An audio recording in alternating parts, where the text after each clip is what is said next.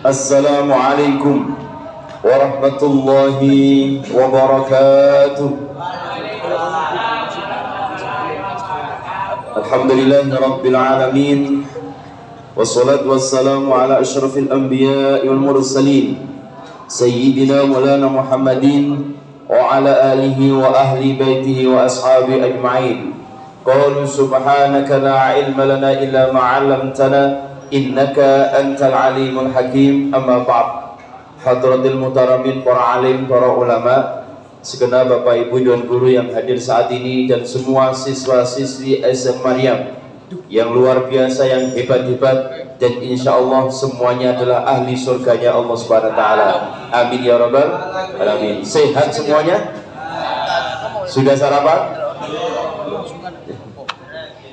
Ya, garjede. Mari kita awali ngaji kita bersama dengan baca doa thalabul ilmi. Moga-moga diberikan oleh Allah Subhanahu Wa Taala ilmu yang bermanfaat, ilmu yang barokah, ilmu yang mengantarkan kita semuanya selamat dunia sampai akhirat. Amin ya rabbal alamin. Bismillahirrahmanirrahim. Allahumma anfa'na bima 'allamtana wa 'allimna ma yanfa'una wa zidna ilman nafi'a.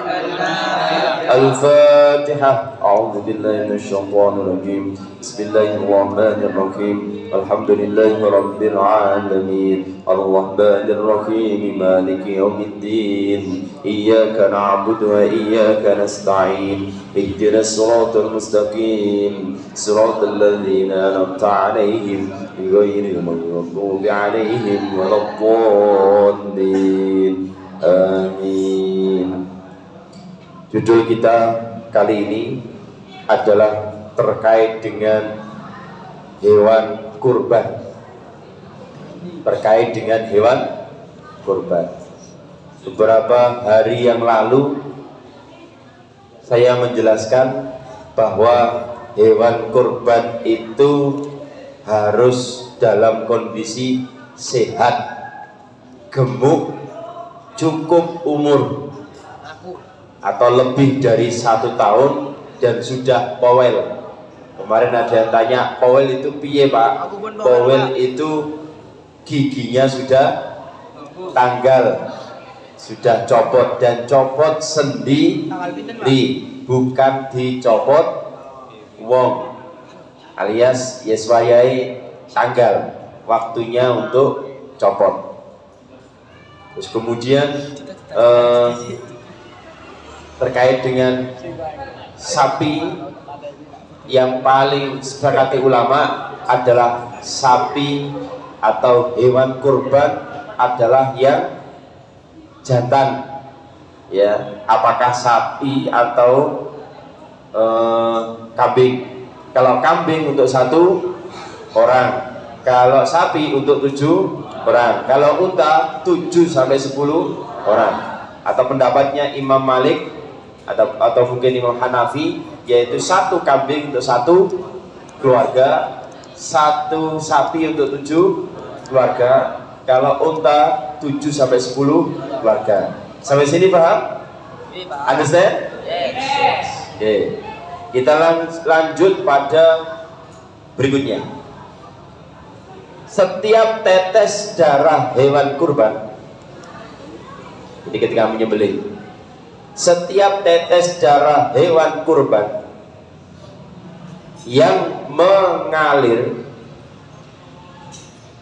setiap tetes darah hewan kurban yang mengalir akan diampuni dosa-dosa orang yang berkorban. Akan diampuni dosa-dosa orang yang berkorban. Jadi korban itu tidak hanya dekat dengan Gusti Allah, karena dari kata koroba yang kurbanan, maka tidak hanya dekat dengan Allah Subhanahu Wa Taala, tapi juga membuat dosanya diampuni oleh Allah Subhanahu Wa Taala. Maka paling bagus orang yang menyembelih kurban adalah orang yang berkorban. Jadi orang yang menyembelih kurban itu paling bagus orang yang menyembelih kurban. Loh, kalau diwakilkan orang lain, jagal atau mungkin panitia boleh. Kalau boleh, boleh. Tapi yang lebih afdol, lebih utama adalah orang yang berkurban, supaya bisa menyaksikan darah mengalir seperti itu. Oke, sampai sini Pak? Ya. Dan keluarga yang berkurban. Jadi tidak hanya dia sendiri, tapi juga keluarga yang berkorban. Oke. Yang berikutnya, sekarang terkait dengan pembagian hewan kurbannya. Ya. Kurban menurut Imam Malik, kurban menurut Imam Malik tidak harus dibagikan, boleh disembelih sendiri, dibagi-bagi dewe, dibelah-belah dewe. Ini Imam Malik. Tapi kembali lagi, Imam Malik ini menyarankan setiap tahun. Mazhab Hambali wajib sepertiga.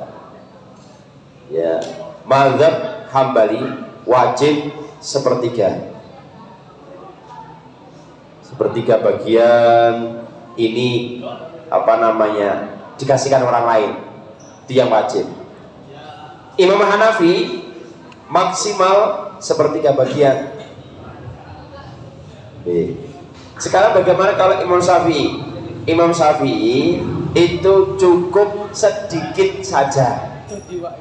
Jadi yang diambil untuk hewan kurban atau dagingnya dia sendiri, titik ae, gak usah akeh. Wong jenenge kurban itu dibagekno wong akeh, gak dipek dhewe. Lho Pak, apakah boleh Pak seumpama orang yang berkorban request? Boleh. Pak panitia, saya nanti minta kepala ya. Kepala toh? Oke, siap. Hanya itu toh. Nah, ada berkorban berikutnya, Pak. Saya request Pak panitia, saya nanti request kepala, hati, terus kemudian kaki yang sebelah belakang, buntut, terus gandos. Jadi panitia beliau dewe kakek request. Tapi apakah boleh? Boleh. Tapi yang nemen lah. Ya ojo, walaupun ngono tapi ojo ngono-ngono tenanan. Ya tetap belah itu mau request silakan. Tapi ya sing pantes. Biasanya panitia sudah ngerti jatahnya orang berkurban, biasanya ada jatah sendiri. Biasanya ada yang ngasih 1 kilo, 2 kilo, bahkan ada yang sampai 5 kilo. 5 kilo untuk orang yang berkurban. Biasanya gitu panitia, tergantung kebijakan masing-masing. Ada yang 1 kilo, 2 kilo, tergantung nanti kebutuhan yang ada. Oke. Nah itu ya pendapatnya beda-beda. Makanya Imam Syafi'i karena ngambil sedikit cukup seumur hidup sekali. Karena ngambil didik supaya dibagi. Oke. Kalau imam-imam yang lainnya itu tiap tahun, ya, sehingga ada sepertiga, ada yang boleh sendiri. Pak, bagaimana Pak mengatasi supaya orang-orang itu tidak tomak itu tidak rakus? Biasanya kalau pembagian zakat fitrah itu biasanya gak pakai masalah ya, zakat fitrah yang berupa beras biasanya gak masalah. Tapi nih pembagian daging kurban biasanya masalah. Aku tahun ini DKI, saya gak DKI. Aku ngini ke mulai siji biasanya oleh loro. Urusan daging biasanya jadi rame. Makanya panitia hewan kurban biasanya kudu siap-siap di komen, di celatu. Nek fitrah gak ada yang komen, soalnya yang bendino mangan beras. Tapi nek kurban mesti komen. Lah bagaimana untuk mengatasi seperti ini? Maka zamannya Ibnu Abbas dan para ulama-ulama, termasuk ini bisa kita contoh, maka setiap orang memang kurban itu adalah sapi, unta, atau kambing. Kalau di Kudus itu pakai pakai kerbau. Lupa apakah boleh pakai kerbau? Itu ijtihad pendapatnya Imam Sunan Kudus. Karena apa? Di Jawa Tengah itu orang-orang mengkultuskan sapi tanda kutip sebagai dewa seperti di India. Maka demi menghormati umat masyarakat di Kudus, maka kurbannya diganti dengan kerbau. Boleh yang semisal dengan sapi itu. Sebab nanti kalau menyembelih hewan sapi itu nanti khawatir menyinggung orang sana atau orang di dunia Kudus itu, di wilayah Kudus itu. Apanya? Kalau boleh dimakan boleh. Tidak tahu rasanya kayak apa. Nanti silakan kalau mau merasakan ya boleh. Tapi yang jelas kalau boleh. Karena kerbau ini disemisalkan atau dikiaskan seperti sapi. Ini nanti barangkali di antara kalian jadi kiai, jadi bunyai ditakoni, apakah boleh menyembelih hewan kerbau jika memang adatnya di sana adalah sapi itu menjadi pengkultusan, baiknya dihindari supaya tidak jadi masalah. Oke. Lupa tadi bagaimana supaya mengatasi tomak? Maka paling bagus nek iso kuwabeh nyembelih dewe-dewe. Bagaimana Pak? Memang ketentuan syariat sapi, kambing atau unta atau nanti kerbau. Nah yang tidak mampu bagaimana? Beliau di bawahnya itu. Contoh beleh ayam, contoh beleh lele. Ya. Kenapa kok gitu Pak? Ngatasi tomak. Tapi ojo diomongno iki kurban, ya dianggap makan. Syukuran. Supaya apa? Cek gak tomak arep-arep dikei daging. Dulu ya. Jadi beliau dhewe ayam sebagai pengganti karena guru bisa boleh kambing sambil tunggu, ya Allah saya ingin bisa menyembelih kambing, saiki ya Allah kula hanya bisa nyembelih ayam. Ustaz, Pak, ayam itu no pasal larang nih. Aku isone beleh lele, gak apa-apa. Niati beleh lele, muga-muga tahun depan iso munggah beleh sing lawa. Lele sik larang beleh nyamuk. Jadi beteti ya beleh. Ini penting supaya mengatasi cegah tomak. Biasanya seperti itu. Rata-rata nek gak beleh dhewe itu mesti arep-arep.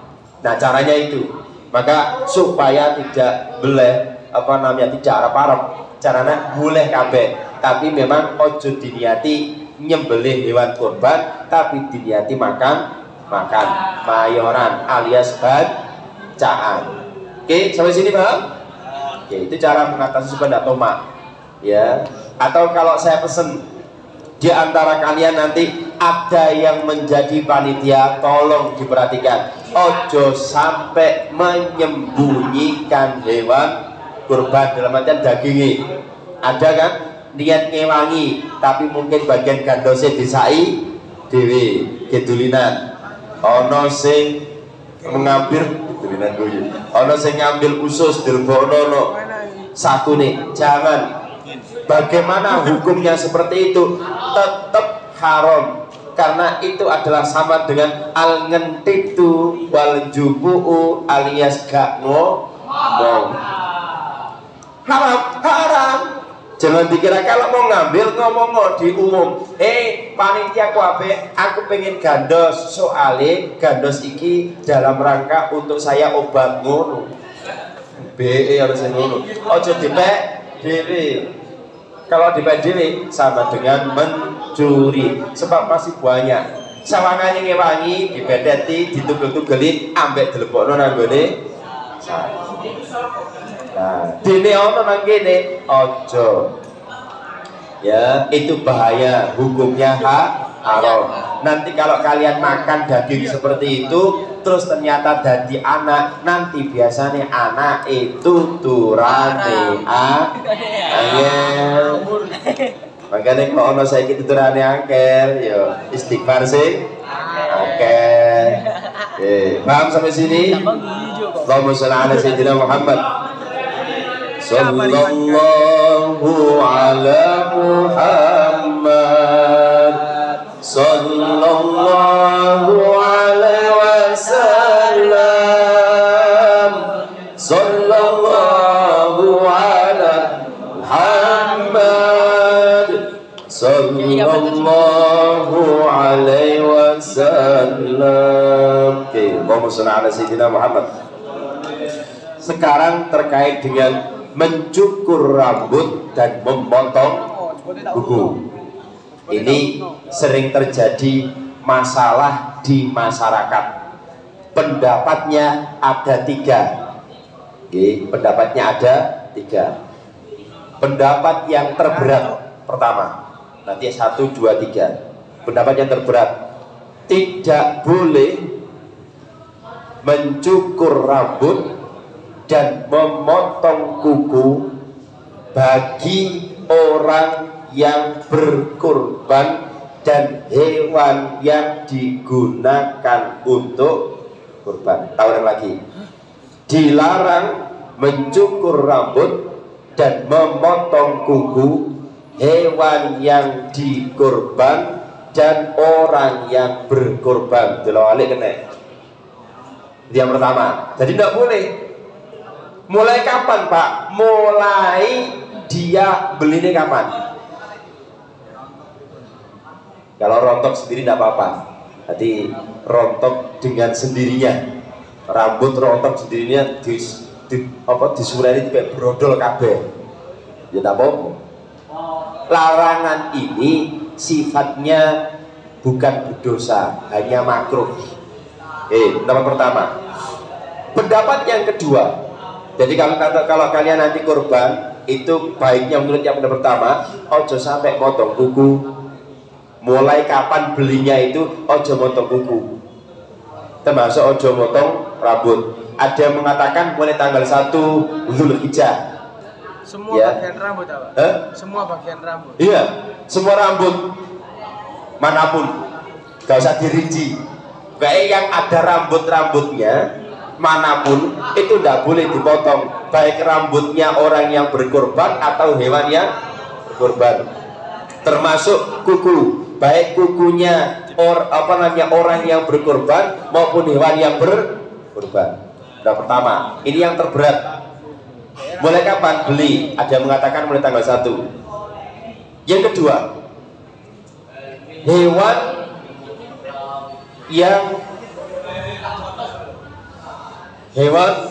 yang berkorban, ya, hewan yang berkorban, hewan yang digunakan untuk korban, ya, hewan yang digunakan untuk korban. Ini pendapat yang ketiga. Ini pendapat yang kedua gini, orangnya, pendapat yang kedua, nanti tinggal diganti aja. Pendapat yang kedua, orangnya tidak boleh potong rambut dan kuku. Pendapat yang kedua. Jadi mulai kapan beli itu tidak boleh untuk potong rambut dan potong kuku orangnya, bukan hewannya. Yes. Pendapat yang ketiga, tidak boleh dipotong kuku dan rambutnya hewan yang digunakan untuk berkorban. Jadi sapi dan kambingnya tidak boleh dipotong kukunya, tidak boleh dipotong rambutnya. Ini pendapat ketiga yang paling enak. Karena apa? Kayane rodok gak mungkin kate motong rambutnya kambing karo motong kukune kambing, kecuali digawe hiasan. Kan ada dulu dibuat hiasan, rambutnya dipotong, dimodel, dikerimbat, direbonding. Jadi akhirnya rambutnya kuapi itu ada untuk biasanya untuk perlombaan. Nah, kalau tidak maka koyane mencari yang seperti ini kangenan. Sehingga pendapat yang ketiga ini paling enak, paling ringan. Apa? Hewane tidak boleh dipotong kuku, tidak boleh dipotong rambut. Jadi 3, tahu lagi. Pendapat pertama adalah hewan dan orangnya yang berkorban tidak boleh potong kuku dan potong rambut mulai dia beli. Pendapat yang kedua, orangnya yang tidak boleh potong kuku dan potong rambut. Ini yang berat, karena 10 hari tidak potong rambut, oke, aman Mas. Kalau tidak potong kuku, mikir jelas, mesti kuku nih dodo. Nah yang paling enak, paling ringan, pendapat yang ketiga, cukup diwakili hewannya saja. Hati hewannya gak potong rambut dan potong kuku. Paham sampai sini? Oke. Ada saya? Oke. Yang berikutnya, sekarang kalau bagaimana Pak? Ada korban nazar. Menene aku metu teko Maryam, lulus dapat juara yang terbaik, maka saya nazar, saya akan menyembelih hewan korban nak nggone Maryam. Seumpama. Ya. Bagaimana yang seperti itu? Mang, ya boleh, memang sangat boleh dan afdol. Boleh. Cuma masalahnya gini, kalau korban biasa tanpa ada nazar, tanpa ada janji dan Gusti Allah, orangnya boleh makan ya sesuai dengan kadar dia kemampuan. Tapi kalau nazar orangnya tidak boleh makan. Diperhatikan. Jadi kalau sudah ada nazar, aku menene anakku nikah, atau aku lulus, atau macam-macam lah, nazar nang Gusti Allah, walaupun kertek tapi kan janji nang Gusti Allah, tapi modelnya janji nang Gusti Allah ya, nazar itu janji nang Gusti Allah. Aku menene bakal beli sapi, beli kambing, maka orangnya tidak boleh makan. Termasuk, mohon maaf, ada yang mengatakan sak keluarga nih, keluarga itu anak, istri, suami, yaitu yang serumah itu tidak boleh makan, harus dikasihkan orang semuanya. Syarat yang kedua, tidak boleh dikasihkan non muslim, tidak boleh dikasihkan orang selain Islam. Kalau korban biasa boleh untuk umum, orangnya boleh makan, boleh dikasihkan orang non Islam. Tapi kalau nazar tidak boleh, harus dikasihkan orang Islam dan orangnya tidak boleh makan. Paham sampai sini ya? Ini penting diketahui, karena syariat itu kalau dilanggar bahaya. Wong nazar itu janji nang Gusti Allah, sehingga harus ditepati. Karena janji, yo kudu dikekno kabeh, gak oleh ada yang dimakan. Loh Pak, saya ini korban. Halo, saya ini korban nazar. Sudah nazar Pak, tapi ternyata masih dikasih oleh panitia. Nah, bagaimana? Panitia dipeseni, Pak panitia, saya ini korban nazar titik, wis, ojo macem-macem, ojo request macem-macem. Jika dikasih, panitia harus ngerti, jangan dikasih korbannya dia, tapi kasihlah korban yang lain. Paham sampai sini? Sehingga tidak makan daging korban ini, korban yang lainnya boleh dikasihkan. Ini namanya terima kasihnya panitia kepada orang yang berkorban. Tapi jangan request. Guna request kayak sing kono mang sing awal mau jangan. Karena dia adalah nazar. Dikasih ya alhamdulillah, tidak ya alhamdulillah, tidak apa-apa. Toh insya Allah kalau orang sugih itu mesti mangan daging. Sing wong melarat itu belum tentu mangan daging. Nah, sak tahun pisan karepe kasihkan pada orang yang membutuhkan daging. Oke, sampai sini Pak? Oke, pernadaran ini harus dijawab ketika di masyarakat ditanyakan, karena hukum fikih itu sangat penting dan pasti berlaku. Kalau buku ilmu-ilmu yang lainnya mungkin dipakai, kadang tidak, tapi kalau fikih mesti, maka harus ngerti. Sangat penting sekali ilmu fikih. Oke, bahkan mohon maaf, kalau terkait dengan seperti ini, ilmu lebih utama daripada adab. Kalau ilmu seperti ini ya. Tapi nanti kalau ilmu ta'lim, adab lebih utama daripada ilmu. Kalau ilmu seperti ini, ilmu lebih utama daripada adab.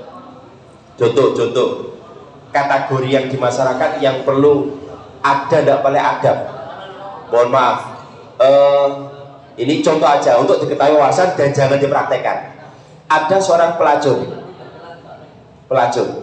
umumnya pelacur itu mesti omongane sopan, ya kan? Omongane sopan. Nah, pelacur itu nih omongane elek malah luwih apik. Kenapa? Cegah payu. Nah, ini namanya ilmu. Seumpama ada yang, tapi moga-moga tidak. Ini contoh aja di tempat lain, janjian karo pelacur. Ternyata gak sido, ingkar janji kan? Tidak boleh. Tapi di saat dengan pelacur, ingkar janji malah bagus. Gak sido mbak, gak sido. Opo, wis. Itu malah lebih apik. Makanya nanti harus tahu kapan kita bergaul itu harus sopan santun. Kalau di sekolah ya harus. Dengan guru itu sopan santun itu mendekati atau menentukan posisi yang tertinggi. Tapi dalam kondisi tataran yang umum nanti ada yang harus pakai adab, ada yang harus utama pakai ilmu. Paham sampai sini? Anak Maryam kudu cerdas. Nek gak cerdas, nah takoni wong ya perasa aku mesti jelas sampai jengtreng ini kok gak paham ya teman. Nah, terkait dengan fikih ini pakai ilmu. Ya, pakai. Pak, kalau seorang tanya seperti ini apa harus ke rumah Pak Ulum? Tidak usah. Tanya ketika ketemu dimanapun, tidak apa-apa. Tidak usah pakai toto kromo, tidak usah, tanya aja. Nek kata kromo, Ustadz, saya boleh ke rumah jenengan mau tanya ini? Kesuwen. Tanya langsung aja. Perempuan tanya masalah head langsung aja. Ojo nanti Ustadz saya tak soal ke jenengan. Kesuwen, wong head saiki. Gitu ya. Nah seperti itu harus pakai ilmu. Jadi tidak harus pakai adab melulu, adab caatnya. Oke, kembali itu. Nah, sekarang karena ini panjang, insya Allah saya sampaikan besok terkait dengan persamaan antara akikoh dan kurban beserta perbedaan ini panjang. Maka insya Allah saya sampaikan pada yang akan datang. Oke, ada pertanyaan?